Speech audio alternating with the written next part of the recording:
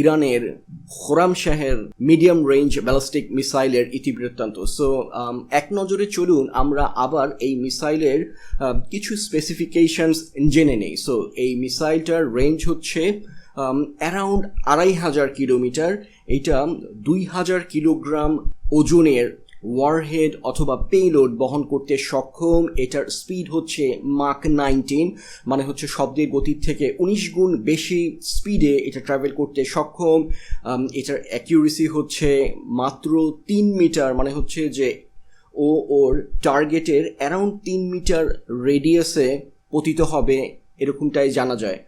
So that was all about Iran's Khorramshahr medium-range ballistic missile that got inducted by IRGC Air Force Wing back in January 2017.